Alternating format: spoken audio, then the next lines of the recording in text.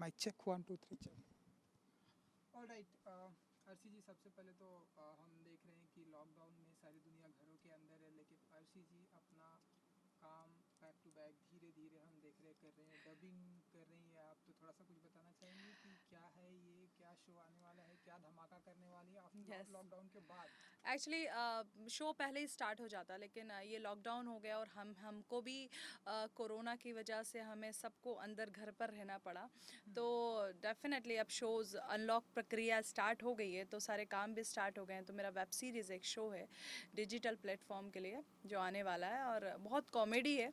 और जैसी मैं बिग बॉस में थी छलनी टाइप की, एंड वैसी एक क्रिश्चियन लड़की है, और बहुत मज़ा आएगा, बहुत मज़ा, मतलब मुझे देखकर मज़ा आया। तो मैं ये सोचती हूँ कि जब आप खुद उस कैरेक्टर को करते हो और अगर आपको फील आ रहा है कि वाकई में मज़ा आ रहा है, तो फिर पब्लिक को भी मज़ा आएगा, पक्का है। बिल्कुल। एंड रहा सवाल लॉकडाउन का, तो फिर मैं अपने घर गई, और मैं 6 महीने तक लॉकडाउन था, और अपनी फैमिली के साथ 4-5 साल के बाद वक्त गुजारा, खूब अच्छा खाना खाया, दैट्स इट। और अब वेब सीरीज शूट स्टार्ट। जी जी। सो कुछ ज़रा बताना चाहेंगे आप कि हम्म। लॉकडाउन में सारी दुनिया अपने घर में थी, क्या कुछ नया सीखा अर्शी जी ने एंड अपने घरों में रहकर बहुत सारी चीज़ें सीखी मैंने घर में, झाड़ू लगाना, पोछा लगाना, बर्तन धोना, बहुत सारी चीज़ें जो बिग बॉस में किया करते थे, और यहाँ भी बहुत मज़ा आया घर के अंदर। रोज़ झाड़ू लगाओ, रोज़ पोछा लगाओ, और खाना बनाओ अपने लिए खुद, बिकॉज सर्वेंट ऊपर नहीं आ पा रही थी। और जब घर गए तो फिर वो ऐशो आराम वाली ज़िंदगी, और देखो गाल वाल निकल गए आराम से, हेल्दी खाना खा खा के घर का। जी बहुत चीज़ें सीखने को मिली। जी। एंड जैसा कि इन दिनों हम देख रहे हैं कि लॉकडाउन के बाद जो है दुनिया जो है बदल चुकी है।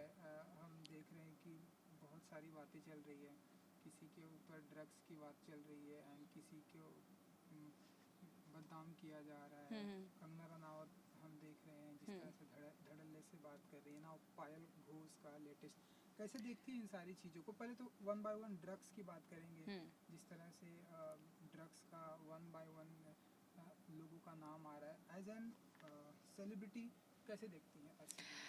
देखिए, ड्रग्स इंडस्ट्री के अंदर आना मेरे लिए शॉकिंग नहीं है, और बहुत सारे लोग हैं जो करते हैं, बहुत बड़े बड़े सेलिब्रिटीज़ के नाम आए, दीपिका का नाम आया है, रकुल का नाम आया है, श्रद्धा का, सारा का, बहुत सारे लोगों का नाम आया है।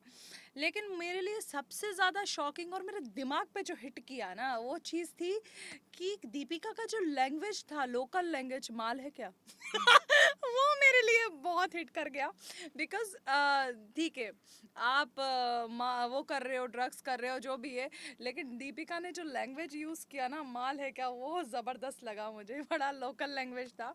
बट लेट्स सी, अब देखते हैं, हम एनसीबी का इन्वेस्टिगेशन है, क्या चीज़ें हो रही हैं क्या नहीं हो रही हैं, और मैं जो एनसीबी ऑफिशियल स्टेटमेंट देगा उसी के ऊपर मैं बिलीव रखती हूँ। मैं स्पेकुलेशन, रूमर्स, ये सब चीज़ों पे बिलीव नहीं रखती। तो देखते हैं। और इन सब ने तो उल्टा सुशांत के ऊपर ही इल्ज़ाम लगा दिया है कि सुशांत सिंह राजपूत ड्रग्स लेता था। तो अब देखो, अब इन्होंने तो अपना स्टेटमेंट दे दिया है, अब लेट्स सी अब एनसीबी क्या स्टेटमेंट देगा।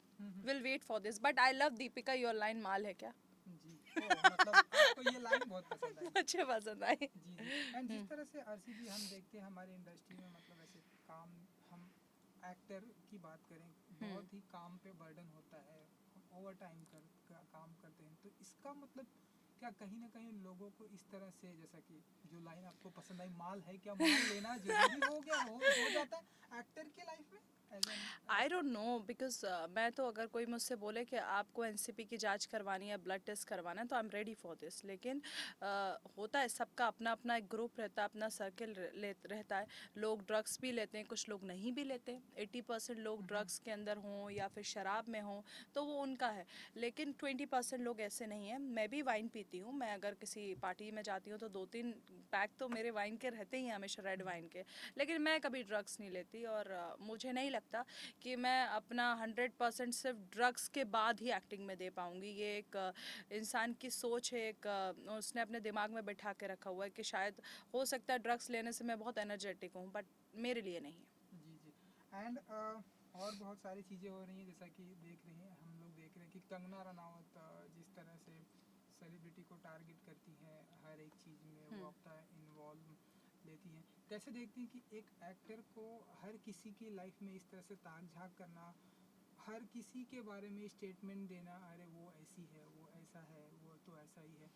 कितना एक सेलिब्रिटी को इस तरह से हर किसी की लाइफ में ऐसे ट्वीट करना, सोशल मीडिया प्लेटफॉर्म पर जहाँ हजारों सारे आपके फैंस फॉलोइंग होते हैं, इस तरह से करना कितना अच्छा या कितना बुरा मानती है अर्शी जी?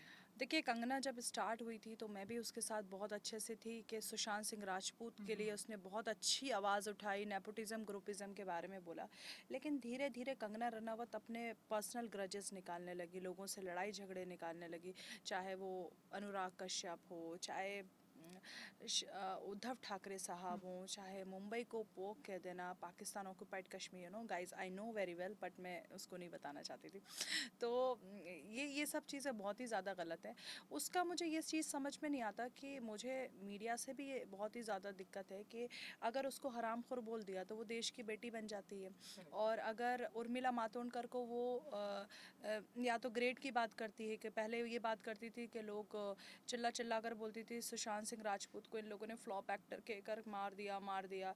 अब तुम क्या कर रही हो? तुम जो बड़े बड़े आर्टिस्ट हैं, उर्मिला मातोंडकर, वो जन्म भी नहीं ली होंगी तब से वो इंडस्ट्री में काम कर रही हैं, तो उनको उन्होंने सॉफ्ट पोर्न स्टार बोल दिया, बी ग्रेड आर्टिस्ट बोल दिया। तो मुझे इसकी ये सब चीज़ें समझ में नहीं आती हैं, पर्सनल ग्रजेस बहुत निकालती है। जैसा अपनी बात करती है तो अपनी बात में वो अपने आप को देश की बेटी साबित कर देती है, या फिर अभी ये फार्मर प्रोटेस्ट में उसने फार्मर के लोगों को उसने टेररिज्म का टेररिस्ट बोल दिया है। तो वो क्या बोलती है, क्या करती है, मुझे समझ में नहीं आता, मुझे थोड़ा सा उसका दिमाग आई डोंट नो। लेकिन वो जब अपने ऊपर आती है तो मुझे ये समझ में नहीं आता कि वो देश की बेटी कैसे हो जाती है। क्या उर्मिला मातोंडकर देश की बेटी नहीं है? उर्मिला मातोंडकर के बारे में उसने इतने बड़े बड़े स्टेटमेंट दे डाले, अगर कोई और अगर उसके साथ ऐसा कर देता तो वो हल्ला मचा देती है कि मेरे साथ ऐसा क्यों हुआ। सो आई डोंट लाइक, इस वे में मैं उनको पसंद नहीं करती। बाकी सुशांत के लिए जो किया उसमें हम उनके साथ हैं, लेकिन अभी जो वो पर्सनल ग्रजेस और पॉलिटिकल लेवल पे लेकर जा रही है वो गलत है। जी जी। जैसे कि आपने ये पाकिस्तान की बात की, उसकी भी बारे में बात करेंगे, लेकिन उससे पहले पायल घोष जो लेटेस्ट मुद्दा चल रहा है कि उन्होंने अनुराग कश्यप के ऊपर उन्होंने टारगेट किया कि ये मतलब, तो आप बताइए कि आपके कौन सही, हालांकि आज के टाइम में ये भी एक बहुत बड़ा चैलेंज है कि कौन सही बोल रहा है। देखिए, पायल घोष बहुत टफ हो गया, मतलब कौन सही बोल रहा है कौन गलत बोल रहा है ऐसे जज करना बहुत टफ हो गया, तो आपके अनुसार कौन सही है? देखिए, मैं हमेशा से जो रेप विक्टिम हैं उनके साथ, हम ही क्या सभी साथ देंगे उनका, उनके साथ जो चीज़ें हुई हैं। लेकिन मोस्ट इम्पॉर्टेंट ये है कि मैं बिलीव करती हूँ कि एविडेंस हैं, जो भी चीज़ें हैं, मैं स्पेकुलेशंस जैसा मैंने पहले बोला इन सब चीज़ों पे बिलीव नहीं करती। अगर पुलिस ऑफिशियल स्टेटमेंट देती है या फिर उनका इन्वेस्टिगेशन करती है, उसके बाद ही मैं अनुराग कश्यप को एक रेपिस्ट बोल सकती हूँ, क्योंकि किसी के ऊपर रेप का टैग लगना बहुत बड़ी बात है। तो मेरे हिसाब से मैं पायल घोष को, मैंने उनके इंटरव्यूज़ देखे, उसके अंदर उन्होंने सारी चीज़ें खोल कर बताई हैं। और मेरा मानना ये है कि अगर कोई रेप विक्टिम होता भी है तो वो सबसे पहले पुलिस के पास जाता है। ये नहीं कि ट्विटर के ऊपर आपने लिख दिया और पीएम मोदी को टैग कर दिया है और सारी चीज़ें आप खुलकर बता रहे हो। क्योंकि मेरा ये मानना है कि जो अगर किसी के साथ ऐसी कोशिश की जाती है, हैरेस किया जाता है, तो वो इतना ज़्यादा दिमाग से वो हो जाता है कि भाई क्यों किया, ऐसा क्यों किया। बट उसके बाद मैडम पीएम मोदी को टैग करती है, ना कि पुलिस के पास जाने से उन्हें पुलिस के पास जाना चाहिए। हाँ, तो पीएम मोदी को टैग करने से बेस्ट था कि वो पुलिस के पास जाती और वहाँ पर ये सारी चीज़ें बताती कि उसने मेरे साथ ऐसा किया, उसने जिप खोला, ये किया, वो किया, जो पूरी बातें खुलकर वो बता रही है। एंड सेकंड चीज़ मुझे ये लगी कि वो बहुत अच्छे अच्छे अभिनेत्रियों के नाम भी लिए उसने, जैसे हुमा कुरैशी है, रीचा चड्ढा है, या फिर माही गिल है, कि ये लोग खूबसूरत नहीं है और इन्होंने सोकर काम किया है। I don't think so. Huma Qureshi is very talented, Richa Chadha बहुत टैलेंटेड है और बहुत अच्छी मूवीज़ करती हैं। हुमा की गैंग्स ऑफ वासेपुर उसने बहुत अच्छी एक्टिंग की है। माही गिल, तो ये मुझे लगता नहीं है कि आपको अपनी चीज़ों के लिए, सी लाइक कंगना अपनी चीज़ों के लिए दूसरों को टारगेट करना स्टार्ट कर देती है। तो अपनी अपनी बात करना चाहिए। और मतलब इतने बड़े बड़े आर्टिस्ट का नाम लेकर आप ये कोशिश कर रहे हो पब्लिक को दिखाने की कि वो सो कर काम हासिल करते हैं, मेरे हिसाब से बिल्कुल ऐसा नहीं है। वो टैलेंटेड है और अपने काम जो भी उन्होंने हासिल किया अपने टैलेंट पे किया। जी जी। ऑल राइट, इसके अलावा जैसा कि बिग बॉस की अगर हम बात ना करें तो आई थिंक बेवकूफ़ी होगी, लेकिन जिस तरह से सलमान खान जी को टारगेट किया जा रहा है कि ये जो है सिर्फ स्टार किड को ये भी चांस देते हैं, उन्हें सपोर्ट करते हैं, इस बार का जो बिग बॉस है बायकॉट किया जाना चाहिए, हम नहीं देखेंगे, ऐसा करेंगे वैसा करेंगे। क्या मानती हैं कि कुछ इस बार का इफेक्ट पड़ने वाला है बिग बॉस पर? बोलने दो, बोलने वाले बहुत सारी चीज़ें बोलते हैं। आई डोंट थिंक सो कि सलमान के शो को इफेक्ट पड़ेगा, क्योंकि वहाँ पर मोस्टली पब्लिक कंटेस्टेंट को देखती है 6 दिन तक, और एक दिन देखती है वीकेंड का वार, वो भी सलमान खान को, सॉरी 2 दिन देखती है सलमान के वीकेंड के वार को। मैं सलमान से पर्सनली मिली हूँ, हम लोगों ने बहुत वक्त गुजारा है बिग बॉस के अंदर। मुझे कभी ऐसा नहीं लगता कि सलमान बहुत ही ज़्यादा ऐसा बंदा है कि लोगों की बैंड बजा दे और लोगों की वाट लगा दे, ऐसा वाला बंदा नहीं है। उसने मुझे भी बहुत चीज़ें समझाई इंडस्ट्री के अंदर कि ऐसे ऐसे जैसे पहले थी आप अब नहीं रहना है, क्योंकि आप एक लेवल पे आ गए हैं, आपको अच्छे से काम करना है। और रहा सवाल स्टार किड्स का, देखिए सब अपनी फैमिली के लोगों को आगे लेकर आते हैं, और ऐसा नहीं है, लेकिन आउटसाइडर टैलेंट मोस्ट इंपॉर्टेंट रहता है। बहुत सारे ऐसे बड़े बड़े सुपरस्टार हैं जिनके बच्चे घर में अभी बैठे हुए हैं, जिनके पास टैलेंट नहीं है, लेकिन आउटसाइडर आते हैं, जैसे अमिताभ बच्चन है, शाहरुख खान है, ये सब आए हैं और उन्होंने अपना टैलेंट दिखाया और सुपरस्टार बन के बैठे आउटसाइडर से। तो मेरा ये मानना है कि टैलेंट, लास्ट में टैलेंट ही आता है और वो ही आगे लेकर जाता है। सलमान खान का मुझे नहीं लगता कि ये लोग कितना भी ट्रोल करें, सलमान खान का नाम ख़राब करें। मैं एविडेंस पे बिलीव रखती हूँ। अगर तुम्हारे पास चीज़ें हैं, प्रूफ हैं, तो सामने लेकर आओ कि सलमान ने सुशांत के साथ ऐसा किया। वही र्यूमर चल रहे हैं, ब्लेम कर रहे हैं, गाली बक रहे हैं। मेरे ही पूरे इंस्टाग्राम को गंदी गंदी गालियों से भर दिया है इन लोगों ने।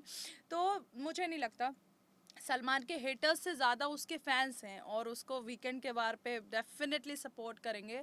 उसको प्यार करने वालों की मुझे नहीं लगता है कमी है, क्योंकि मैंने जितना देखा है, ये कितना भी करने की कोशिश करे, कितना भी फेक ट्रोलिंग करवाने की कोशिश करें, उसके इंस्टा के ऊपर गंदी गंदी गालियाँ बकते रहें, मुझे नहीं लगता कि उसके बिग बॉस पर असर पड़ेगा।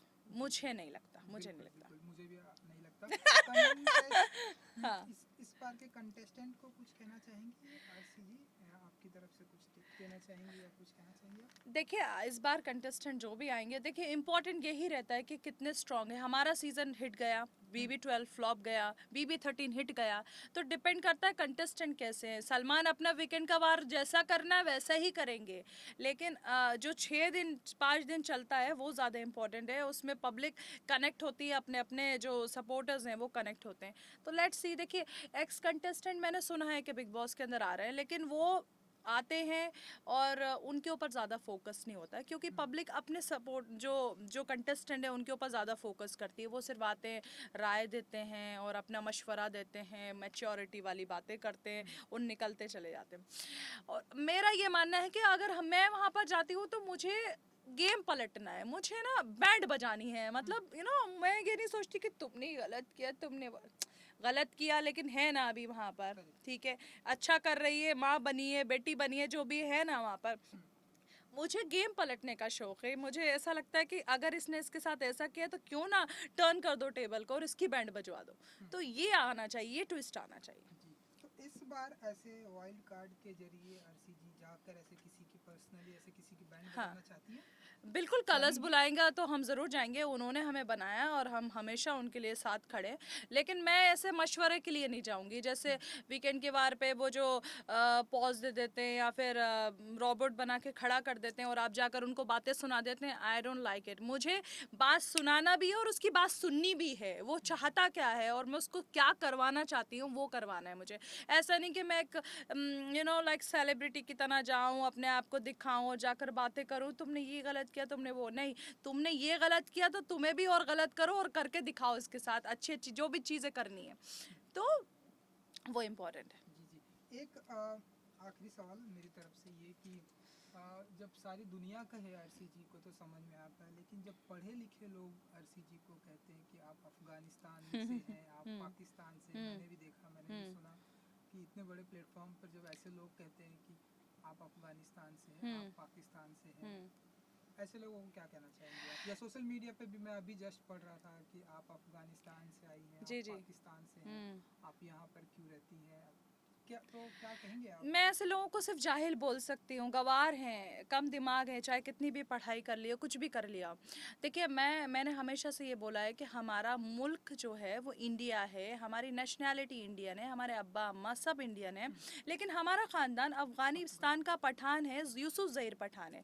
तो मेरी फैमिली के जो लोग हैं वो पाकिस्तान में भी रहते हैं, अफ़गानिस्तान में भी रहते हैं, दुबई में भी रहते हैं, सऊदी में भी रहते हैं, लेकिन मैं इंडियन हूँ। लेकिन ऐसा नहीं है कि मैं ये कहूँ कि मुझे पाकिस्तान से नफरत है, मुझे अफगानिस्तान से नफरत है। भाई क्यों नफरत है? वो लोग हमें मैसेज करते हैं कि हमें आपके बॉलीवुड्स में शाहरुख बहुत पसंद है, हम इंडिया को बहुत पसंद करते हैं, यहाँ के गाने बहुत अच्छे लगते हैं, सारी चीज़ें, तो मैं उनको पलट के गाली क्यों दूँ? वो अगर हमें रिस्पेक्ट देते तो हम उनको रिस्पेक्ट देते। मोस्ट इम्पॉर्टेंट ये है कि देखिए, पहले ये देश तो एक ही था ना, फिर अलग अलग हो गया, हमारे भी दादा मादा सब परदादा वहीं के हैं, तो ऐसा नहीं है कि मैं उनसे नफरत करूं और उनको गालियां दूं। और नेशनल टेलीविज़न पे कुछ बेवकूफ़ लोग बैठकर बोलते हैं कि अर्शी खान ने पाकिस्तान का झंडा लगाया था। मैं उन बेवकूफ़ लोगों को ये बता दूं कि वो झंडा जो भी था वो एक फ़िल्म का शूट था, जिसको एक पोस्टर के लिए बनाया गया था, और वो पोस्टर रिलीज़ किया उस बंदे ने, और प्रोड्यूसर ने मूवी नहीं बनाई। तो आर्टिस्ट के ऊपर ब्लेम नहीं करना चाहिए। मेरा ये मतलब नहीं है कि मैं पाकिस्तान को डिसरिस्पेक्ट करूँ, अफगानिस्तान को डिसरिस्पेक्ट करूँ या इंडिया को करूँ, वो अलग चीज़ है, और उसमें आर्टिस्ट का कुछ नहीं होता। आर्टिस्ट सिर्फ पैसा ले रहा है, और जब आप एक शुरुआती दौर के अंदर होते हैं इंडस्ट्री के अंदर, तो आपको लगता है कि यार चलो चांस मिल रहा है कर डालो, शायद हो सकता है आगे और अच्छी चीज़ें मिले। तो वो ही था, और उसके अलावा ऐसा नहीं था कि मैं पाकिस्तान को डिसरिस्पेक्ट करूं या फिर इंडिया को करूं। और सब जानते हैं यार कि मैं इंडियन हूँ। मैं कितनी बार बताऊँ, मेरे चेहरे से क्या मैं इंडियन नहीं दिखती? क्या दिखती हूँ मैं चेहरे से? अफगानिस्तानी पाकिस्तानी दिखती भी हूँ तो क्या है अभी, क्योंकि खून तो सबका चलता, मतलब जो हमारी ब्रीड है वो बाहर की है, अब उसमें हम कुछ नहीं कर सकते, लेकिन मैं हूँ प्योर हिंदुस्तानी। चलिए, जाते जाते अपने फैंस को कुछ कहना चाहेंगे आप? मैं अपने फैंस से यही कहूँगी कि ये जो बेवकूफ़ लोग हैं जो ट्रोल करते रहते हैं, ये सब करते रहते हैं, उनको इग्नोर करो, क्योंकि उनके पास कोई काम नहीं है। वो अपनी ज़िंदगी में सिर्फ यही करने आए, लोगों को नीचा दिखाने के लिए आए। तो बैक ज़्यादा उनसे बकवास करने की या फिर उन लोगों के साथ उलझने की ज़रूरत नहीं है। उन्हें जो करना है वो करें। Thank you so much Thank and you. Good luck. Thank you. Thank you so much. अच्छा लगा ना?